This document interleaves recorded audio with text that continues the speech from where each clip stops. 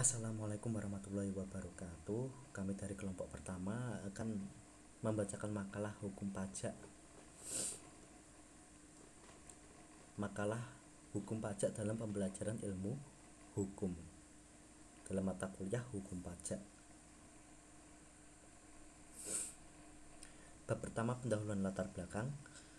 Menurut Rohmat Sumitra, pajak adalah gejala masyarakat, artinya pajak hanya ada di dalam masyarakat. Masyarakat adalah kumpulan manusia yang pada suatu waktu berkumpul untuk tujuan tertentu. Negara adalah masyarakat yang mempunyai tujuan tertentu.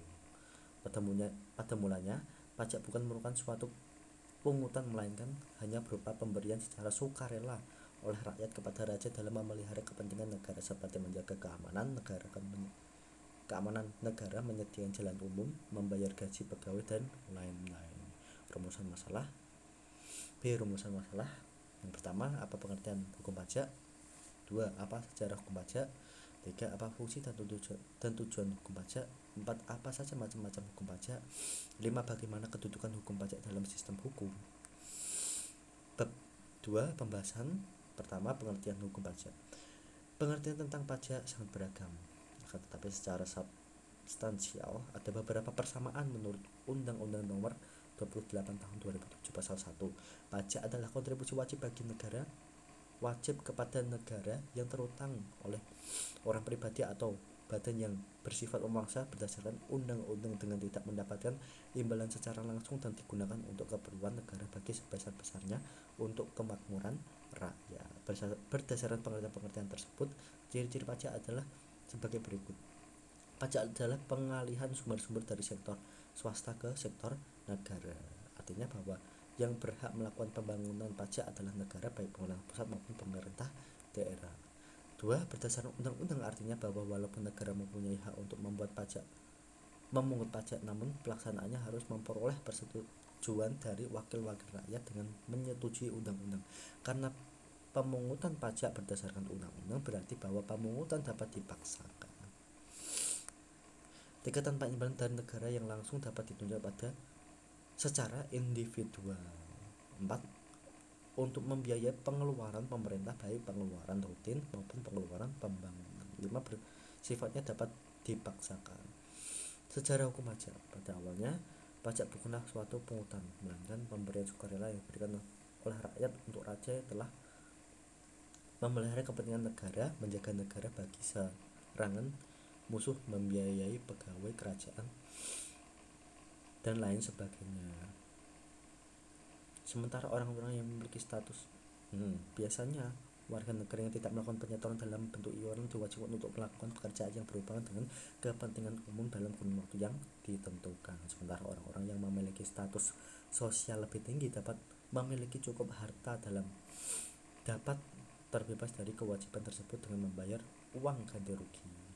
Di Indonesia pada era prakolonial sebelum masuk Belanda, pajak dikenal dengan istilah opeti. Opeti dipungut oleh raja untuk kepentingan pribadi dan operasional kerajaan. Contohnya seperti membangun istana atau membiayai rumah tangga kerajaan. Opeti yang diberikan raja hanya digunakan untuk kepentingan penguasa saja, tidak dikembalikan ke rakyat. Pajak dikeluarkan oleh rakyat akan digunakan untuk kepentingan rakyat juga, misalnya untuk menjaga keamanan rakyat. Pemerintah kolonial Belanda juga membedakan besar tarif pajak berdasarkan kewarganegaraan wajib pajak. Pada tahun 1885 misalnya, pemerintah memberlakukan kenaikan pajak tinggal untuk warga Asia menjadi 4%. Pada era prakemerdekaan, penjajah Belanda dan Inggris juga telah memperkenalkan sistem pemungutan pajak yang sistematis. Dalam perkembangannya seperti yang kita ketahui di atas, pemberian yang sebelumnya bersifat cuma-cuma dan lebih ke arah memaksa ini dibuat suatu aturan yang lebih baik dengan memperhatikan unsur keadilan. 3. Fungsi atau tujuan hukum pajak. Pajak memiliki jumlah fungsi yang didasarkan pada asas-asas bertujuan untuk mensejahterakan rakyat. Adapun fungsi hukum fiskal adalah sebagai berikut. 1. Berfungsi sebagai acuan atau menciptakan sistem pemungutan pajak berlandaskan atas dasar keadilan, efisien, serta diatur jelas-jelasnya dalam undang-undang.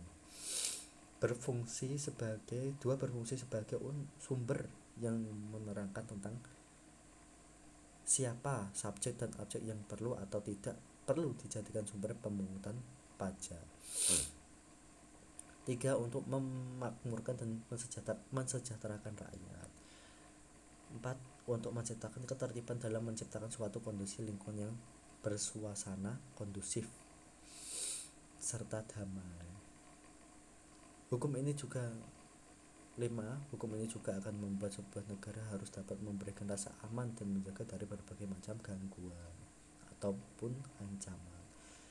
6. Seperti pada hukum lain, hukum perpajakan juga untuk menegakkan keadilan negara menyusun lembaga peradilan yang digunakan sebagai wadah bagi warga negara untuk meminta keadilan.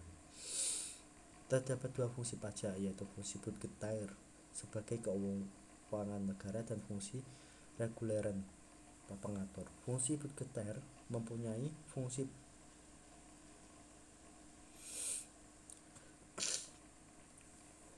Pajak mempunyai fungsi budgetaire, artinya pajak merupakan salah satu sumber penerimaan pemerintah untuk membiayai pengeluaran baik rutin maupun pembangunan. B. Fungsi reguleran. Pajak mempunyai fungsi pengatur, artinya pajak sebagai alat untuk mengatur atau melaksanakan kebijakan pemerintah dalam bidang sosial dan ekonomi. Beberapa contoh penerapan pajak sebagai fungsi pengatur adalah pajak yang tinggi dikenakan pada barang-barang mewah untuk mengurangi gaya hidup yang konsumtif. 2. Pengenaan pajak yang dimaksudkan agar rakyat tidak berlomba-lomba untuk mengonsumsi barang mewah. 3. Pajak yang tinggi dikenakan terhadap minuman keras untuk mengurangi konsumsi minuman keras. 4. Tarif pajak untuk ekspor sebesar 0%.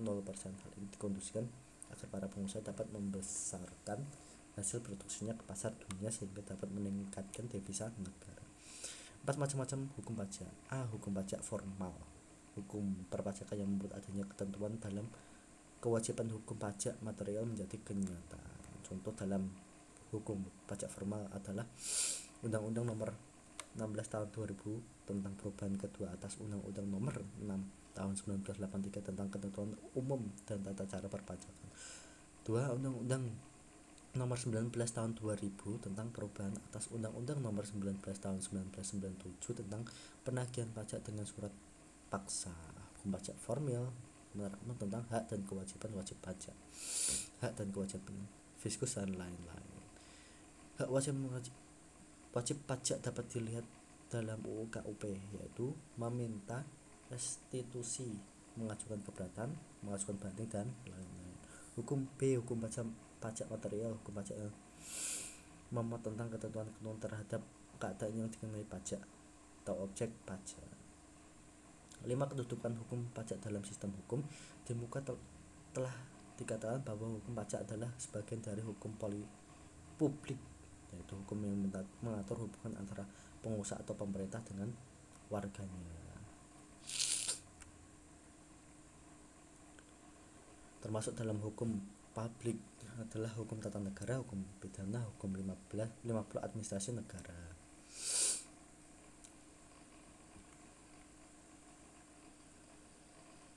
Mengenai kedudukan hukum pajak dalam